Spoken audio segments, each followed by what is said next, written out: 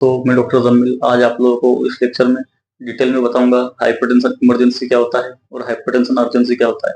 कौन से पेशेंट को आपको आईसीयू में एडमिट करके मैनेज करना है और कौन से पेशेंट को आपको ओपीडी बेस पर घर भेज के मैनेज करना है। इस लेक्चर में हम इस दोनों के बारे में डिटेल में बात करेंगे। सबसे पहले मैं आपको बताता हूँ, कोई पेशेंट आपकी ओपीडी में आता है या आपकी इमरजेंसी में आता है या आपके डे केयर पर आता है जो ऑलरेडी एंटी हाइपरटेंसिव मेडिसिन पे है, ऑलरेडी उसको बीपी है, लेकिन अभी जब आपके पास वो आता है तो उसका बीपी बहुत बड़ा हुआ हो। पेशेंट का जो सिस्टोलिक बीपी है 180 mmHg से ज्यादा और डायसिस्टोलिक बीपी 120 mmHg से ज्यादा है और पेशेंट कंप्लेंट कर रहा है, डॉक्टर साहब मेरा सर दर्द हो रहा है, थोड़ी घबराहट है, बेचैनी है, लेकिन पेशेंट को साथ में कोई एंड ऑर्गन डैमेज के सिम्टम नहीं है। वहीं अगर हम बात करें दूसरे पेशेंट की जिसका सिस्टोलिक बीपी 180 mmHg से ज्यादा और डायसिस्टोलिक बीपी 120 mmHg से ज्यादा है, लेकिन साथ में दूसरे पेशेंट को आपके एंड ऑर्गन डैमेज के सिम्टम है। एंड ऑर्गन डैमेज का सिम्टम मतलब क्या? पेशेंट को ऐसे सिम्टम दे रहा हो जिससे कि उसका कोई ऑर्गन डैमेज हो रहा हो। जैसे कि पेशेंट कंप्लेंट कर सकता है उसको सीवियर ब्रीथलेसनेस हो रही हो, सीवियर हेडेक हो रहा हो, पेशेंट को सीवियर चेस्ट में पेन है, पेशेंट को सडन रेटिनल हेमरेज हो सकता है, पेशेंट बोल रहा है मुझे अचानक से पेशेंट को दिखना बंद हो गया, सडन लॉस ऑफ विजन, साथ में पेशेंट का बीपी बढ़ा हो, तो ऐसी कंडीशन को हम बोलते हैं हाइपरटेंशन इमरजेंसी। सिंपल सी बात है, पेशेंट का हाई ब्लड प्रेशर है, पेशेंट का बीपी बहुत ज्यादा है, साथ में पेशेंट को एंड ऑर्गन डैमेज का सिम्टम है, तो पेशेंट को हम उस कंडीशन को बोलेंगे हाइपरटेंशन इमरजेंसी। दूसरी, पेशेंट का हाई ब्लड प्रेशर है, साथ में पेशेंट को ऐसे कोई सिम्टम नहीं है जिससे पेशेंट का एंड ऑर्गन डैमेज हो रहा हो, उसे बोलेंगे हाइपरटेंशन अर्जेंसी। अभी मैं बताऊंगा आपको हाइपरटेंशन इमरजेंसी के बारे में पूरा डिटेल। तो सबसे पहले अगर हम हाइपरटेंशन इमरजेंसी की बात करते हैं तो उसमें पेशेंट का बीपी तो हाई साइड रहेगा ही रहेगा। अगर इसकी कोजेस की बात करें, सबसे पहले हम इसके देखते हैं कार्डियक कोजेस। कार्डियक कोजेस में अगर हम बात करें तो पेशेंट को हाई ब्लड प्रेशर के साथ आ सकता है, वो सीवियर चेस्ट पेन हो, तो चेस्ट पेन के साथ साथ जब आप पेशेंट का ईसीजी निकालेंगे तो ईसीजी में पेशेंट का आपको हो सकता है एसटीटी चेंजेस देखने को मिले, एसटी एलिवेशन मिले या टीयू इन्वर्जन मिले। पेशेंट आपके पास एक्यूट एमआई के साथ प्रेजेंट कर सकता है, पेशेंट आपके पास एक्यूट कोरोनरी सिंड्रोम के साथ प्रेजेंट कर सकता है, एसीएस के साथ हो सकता है पेशेंट को एंजाइना पेक्टोरिस हो। और नेक्स्ट जो कंडीशन है कार्डियक कोजेज में वो होती है एलवीएफ, जिसे हम बोलते हैं लेफ्ट वेंट्रिकुलर फेलियर। तो पेशेंट फेलियर में आया है तो उस कंडीशन में पेशेंट का बीपी बहुत ज्यादा बढ़ा होगा। ये तो हुए उसके कुछ कार्डियक कोजेज। अभी मैं आपको बताऊंगा इसके कुछ रीनल कोजेज। रीनल कोजेज में अगर पेशेंट है जिसका बीपी बहुत ज्यादा बढ़ा हुआ हो तो पेशेंट हो सकता है उसका यूरिया क्रिएटिनिन बहुत ज्यादा बढ़ा हुआ हो, तो पेशेंट रीनल फेलियर में आ सकता है आपके पास। नेक्स्ट अगर हम बात करें इसके सीएनएस कोजेज की, तो सीएनएस कोजेज में पेशेंट जब आपके पास आएगा तो वो सीवियर हेडेक के साथ आएगा। पेशेंट को सीवियर हेडेक हो रहा हो, घबराहट हो रही है, तो उस कंडीशन में आपको तुरंत उसका डीडी बनाना है। पेशेंट को हो सकता है सबरेक्नोइड हेमरेज हो, तो सबरेक्नोइड हेमरेज वाले पेशेंट का बीपी बहुत ज्यादा बढ़ा हुआ होगा। नेक्स्ट जो कंडीशन होती है हम आईसीएच बोलते हैं, इंट्रासेरेब्रल हेमरेज। इंट्रासेरेब्रल हेमरेज में पेशेंट का बीपी बहुत ज्यादा बढ़ा हुआ होगा। अगर नेक्स्ट सीएनएस कोजेस की बात करें तो पेशेंट को स्ट्रोक हो सकता है। अभी स्ट्रोक दो तरह के होते हैं, एक होता है इस्केमिक स्ट्रोक, एक होता है हेमरेजिक स्ट्रोक। अभी इस्केमिक स्ट्रोक क्या होता है और हेमरेजिक स्ट्रोक क्या होता है मैं आपको बता देता हूँ। इस्केमिक स्ट्रोक जो होता है आप स्क्रीन पर देख सकते हैं, स्क्रीन पर देख सकते हैं। इस्केमिक स्ट्रोक में पेशेंट के जो होता है कोई ब्रेन के ब्लड वेसल्स में कोई क्लोट आ जाता है, रुकावट आ जाती है, ब्लड जो वेसल्स है वो ब्लॉक हो जाती है, इसके कारण जो आगे का हिस्सा है उसमें प्रॉपर ब्लड की सप्लाई नहीं हो पाती, जिस कारण से ब्रेन का जो हिस्सा है जो टिश्यू है वो डैमेज होने लगते हैं, उसे हम बोलते हैं इस्केमिक स्ट्रोक। अगर वहीं हम बात करें हेमरेजिक स्ट्रोक की, तो हेमरेजिक स्ट्रोक आप स्क्रीन पर देख सकते हैं। हेमरेजिक स्ट्रोक में क्या होता है, पेशेंट का बीपी बहुत ज्यादा बढ़ता है जिसके कारण ब्रेन की कोई एक वेसल्स रप्चर हो जाती है, जिसके कारण पेशेंट के ब्रेन के अंदर ब्लड का रिसाव हो जाता है, ब्लीड हो जाता है, जिसे हम बोलते हैं हेमरेजिक स्ट्रोक। तो ये दो तरह के स्ट्रोक होते हैं, एक होता है इस्केमिक स्ट्रोक, एक होता है हेमरेजिक स्ट्रोक।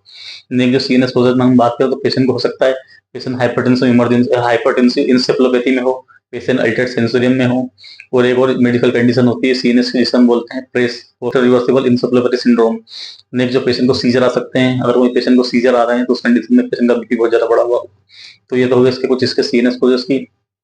अगर हम बात करें वस्कुलर कोजेज, तो वस्कुलर कोजेज में पेशेंट को बहुत सीवियर चेस्ट पेन होगा।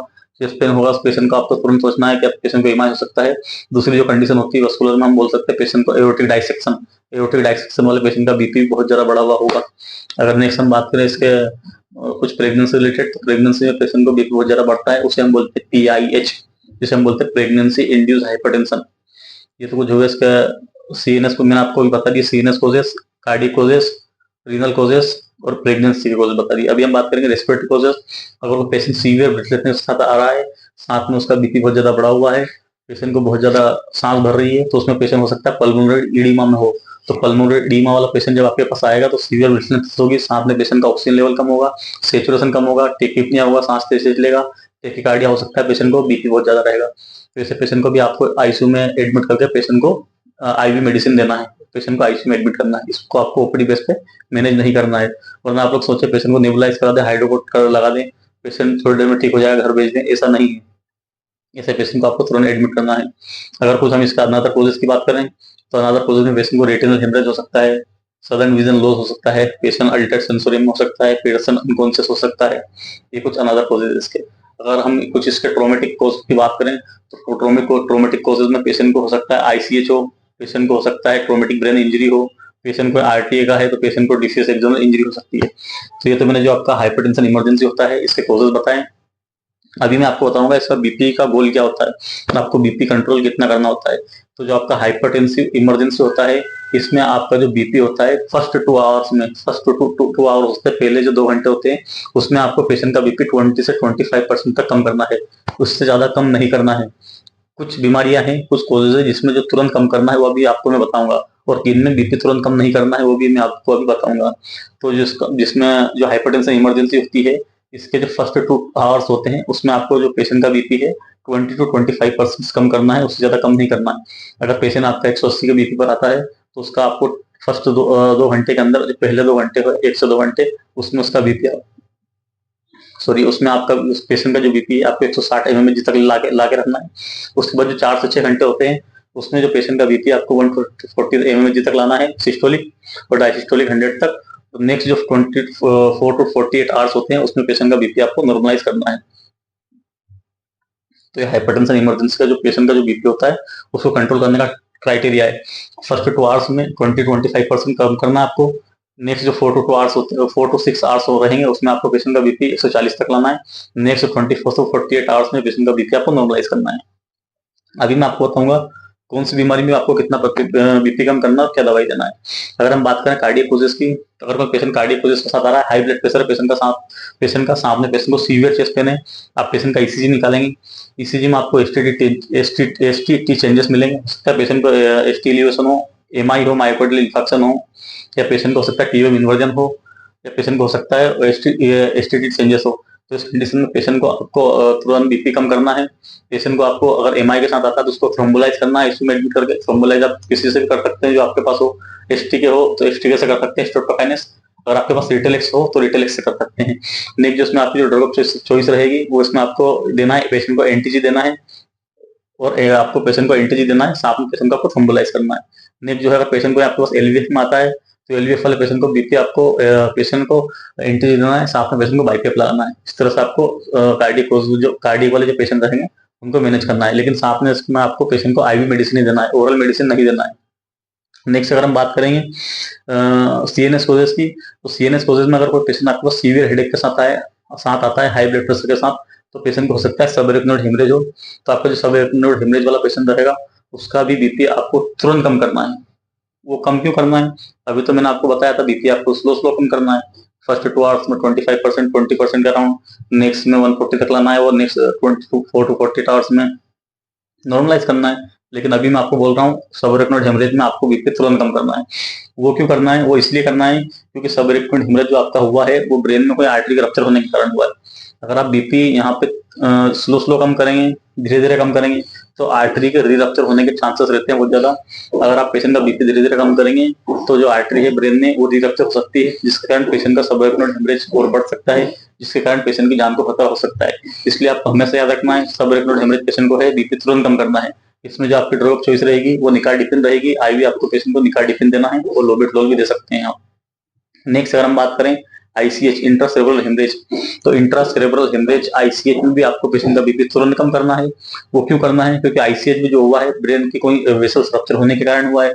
अगर आप पेशेंट का बीपी ग्रेजुअली कम करेंगे, धीरे धीरे कम करेंगे, तो पेशेंट को और ज्यादा ब्लीड होने के चांसेस है, पेशेंट का आर्टरी रप्चर कर सकती है। तो इसमें भी आपको पेशेंट का बीपी तुरंत कम करना है। स्ट्रोक है, बीपी आपको ग्रेजुअली कम करना है। तो आपको समझ में भी आया होगा, सबएरेक्नोइड हेमरेज है तुरंत बीपी कम करना है, आईसीएच है तुरंत बीपी कम करना है।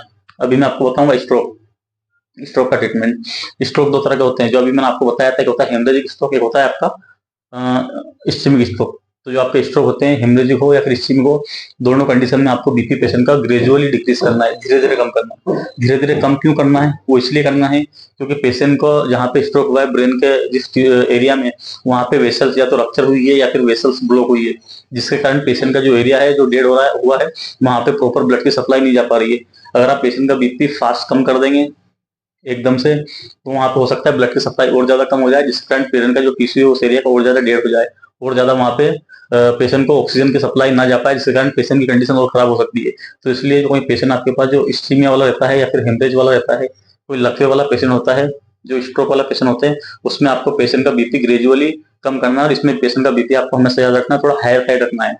हायर साइड से मतलब पेशेंट का बीपी आपको 140-150 तक बना के रखना है, ताकि वहाँ पे प्रॉपर ब्लड की सप्लाई रहे और पेशेंट को और ज्यादा नुकसान ना हो, पेशेंट की कंडीशन और ज्यादा खराब ना हो। तो मैंने अभी आपको बताया सीएनएस कोजेज में ट्रीटमेंट क्या रहेगा। आपका सबरेक्नोइड हेमरेज है, तुरंत बीपी कम करना है। आईसीएच है, इंट्रासेलुलर हेमरेज है, तुरंत बीपी कम करना है। क्यों कम करना है? क्योंकि आर्टरी रप्चर होने के कारण हुए, आर्टरी रप्चर हो जाएगी, हम बीपी तुरंत कम नहीं करेंगे। अगर हम बात करें स्ट्रोक की, हेमरेजिक स्ट्रोक है या फिर इस्चेमिक स्ट्रोक है, दोनों कंडीशन में आपको बीपी पेशेंट का स्लो स्लो कम करना है और पेशेंट का बीपी को आपको मेंटेन करके रखना है 140-150 तक। नेक्स्ट अगर हम बात करें रीनल कोजेस की, तो रीनल कोजेस में जो आपकी ड्रग ऑफ चॉइस होती है वो फेनाइलडोपाम होती है, लेकिन फेनाइलडोपाम आसानी से मिलती नहीं, इसलिए इसका यूज बहुत कम किया जाता है। नेक्स्ट इसके अदर कुछ मेडिसिन है जिसका हम यूज करते हैं इसमें, वो निफेडिपिन देते हैं इसमें हम, और निकाडिपिन देते हैं, और कमिन भी देते हैं, और साथ में कुछ इसमें डायोटिक का भी यूज किया जाता है। तो रीनल में जो कोजेस के साथ अगर कोई पेशेंट आता है तो आपको ये मेडिसिन देनी है, लेकिन आईवी फॉर्म में देनी है। ओरल में आपको इसका यूज नहीं करना है, क्योंकि ओरल में इफेक्ट आने में टाइम लगेगा। अगर हम बात करें रेस्पिरेटरी कॉजेस की, अगर कोई पेशेंट है जो हाई ब्लड प्रेशर के साथ सीवियर ब्रेसलेट के साथ आपके पास आ रहा है, आपने उसका एक्सरे किया, एक्सरे में पेशेंट को हो सकता है पल्मोनरी इडीमा जैसे आपको लक्षण लगे, सिम्टम लगे, ऑस्कल्टेशन में बायोलिटर क्रैप्स लगे, तो ऐसे पेशेंट को आपको तुरंत बाइपेप लगाना है। बाइपेप लगाने के साथ साथ उसको आपको एनटीजी का इन्फ्यूजन चालू करना है। तो बाइपेप और साथ में एनटीजी, ये आपका हुआ पल्मोनरी इडीमा का ट्रीटमेंट, और साथ में कोई डायोटिक्स आपको इसमें देना है, डायोटिक्स देना है। अगर हम बात करें वस्कुलर कोजेस की अगर हम बात करें वस्कुलर कोजेस में, तो वस्कुलर में आपको बताया था एओर्टिक डाइसेक्शन। तो एओर्टिक डाइसेक्शन वाले पेशेंट का बीपी भी आपको तुरंत कम करना है, क्योंकि जो आपका एओर्टिक डाइसेक्शन हुआ है वो एओर्टा के आर्टरी के रप्चर होने से हुआ है। अगर आपने बीपी तुरंत कम नहीं किया और ज्यादा डाइसेक्शन हो जाएगा, पेशेंट को बहुत ज्यादा मात्रा में हेवी क्वांटिटी में ब्लीड हो जाएगी और पेशेंट की डेथ भी हो सकती है। तो इसलिए आपको एओर्टिक डाइसेक्शन में पेशेंट का बीपी जो है तुरंत कम करना है। इसमें जो टारगेट बीपी रहेगा आपका वो 120 mmHg तक रखना है आपको सिस्टोलिक, और जो अपना आपकी पल्स रहेगी वो 60 पर बीट पर मिनट तक रखना है। इसमें जो हमारी ड्रग ऑफ चॉइस रहेगी वो रहेगी इसमोलोल, आईवी आपको इसमें इसमोलोल देना है। उसके बाद अगर हम बात करें प्रेगनेंसी वाले पेशेंट की, तो प्रेगनेंसी में जो पीआईएस होता है उसमें आपको लोबेटलोल देना है, आईवी इन्फ्यूजन चलाना है, और साथ में इसमें मैग्नीशियम भी दिया जाता है। अगर हम बात करें ट्रोमा वाले पेशेंट की, तो ट्रोमा वाले जो पेशेंट होते हैं, जो ओल्ड एज पेशेंट होते हैं, जो घर में गिर जाते हैं, जिसके कारण उनको एसडीएस डेवलप हो जाता है, जिसे हम सबड्यूरल हेमाटोमा बोलते हैं। उसमें आपको पेशेंट को बीपी की मेडिसिन डायरेक्ट नहीं देना है, उसमें पहले आपको पेशेंट को फेंटानिल देना है, ट्रामाडोल देना है, कुछ पेन किलर्स मेडिसिन देना है। पेशेंट का सबसे पहले आपको पेन कम करना है। अगर पेन किलर से पेशेंट का बीपी कम हो रहा है तो आपको इसी पर उसको रखना है। अगर उसके बाद भी पेशेंट का बीपी आपका कम नहीं हो रहा है तो पेशेंट को फिर आपको आईवी मेडिसिन देना है। उसमें आप लोबेटलोल या जो आपका डिपिन का कैप्सूल होता है वो सबलिंगुअल आप दे सकते हैं। वहीं अगर हम बात करें डिफ्यूज एक्सनल इंजरी वाले पेशेंट की, जो कोई पेशेंट आता है आरटीए का, जिसका सिटी में कुछ कोजेस पता नहीं चलता है, वो हम एमआरआई करते हैं, उसमें डीएआई लिख के देते हैं वो लोग, डिफ्यूज एक्सनल इंजरी। तो ऐसे वाले ऐसे पेशेंट को भी आपको एनालिसिस मेडिसिन देना है, एनालिसिस पर रखना है। अभी मैं आपको बताऊंगा कि ऐसे पेशेंट जब आपके पास आते हैं हाइपरटेंशन इमरजेंसी के साथ, तो उसमें आपको क्या क्या पेशेंट के ब्लड टेस्ट कराने, क्या क्या टेस्ट कराने हैं। तो सबसे पहले आपको पेशेंट का सीबीसी कराना है। सीबीसी में आपको उसको प्लेटलेट्स देखना है, काउंट्स देखना है, हीमोग्लोबिन देखना है। अगर पेशेंट को रप्चर वगैरह हुआ होगा तो एचबी देखना है आपको, और पेशेंट का काउंट्स देखना है। नेक्स्ट अगर हम बात करें पेशेंट का ईसीजी करना आपको, अगर पेशेंट चेस्ट पेन के साथ आता है, ईसीजी में आपको देखना है, एसटीटी चेंजेस देखना है। अगर एसटीटी चेंजेस आते हैं, पेशेंट को एलिवेशन आता है, एमआई आता है, तो उसके बाद आपको पेशेंट का प्रोफाइल करना है, सीकेएम भी करना है। उसके बाद पेशेंट का आपको इको कराना है। अगर कोई पेशेंट है जो एक साइड वीकनेस के साथ आता है, हेमीप्लेजिया के साथ आता है, या फिर पेशेंट अनकॉन्शियस आता है, तो उस कंडीशन में पेशेंट का आपको सीटी या एमआरआई करना है। सीटी एमआरआई में आपको देखना है पेशेंट को हेमरेज है या ब्लीड है, या कोई मास है या मिड लाइन शिफ्ट है, या फिर सबड्यूरल हेमाटोमा है या एसएच है। आपको जो भी सीएनएस से रिलेटेड बीमारी है वो आपको सीटी और एमआरआई में दिख जाएगी। नेक्स्ट हम बात करते हैं अगर कोई पेशेंट ब्रेथलेसनेस के साथ आता है, सांस भरने के साथ आता है, तो उस कंडीशन पेशेंट का आपको चेस्ट एक्सरे करना है। पेशेंट को हो सकता है पल्मोनरी एडिमा हो तो आपको बेड साइड यूएसजी या फिर इको करना है। तो इसमें ईयूएसजी, इको, चेस्ट एक्सरे में आपको पल्मोनरी एडीमा पता चल जाएगा। उसके बाद पेशेंट का आपको यूरिन आरएम करना है। यूरिन आरएम में आपको देखना है पेशेंट के प्रोटीन तो नहीं जा रहे हैं। तो दोस्तों ये हमारा हाइपरटेंसिव इमरजेंसी होता है।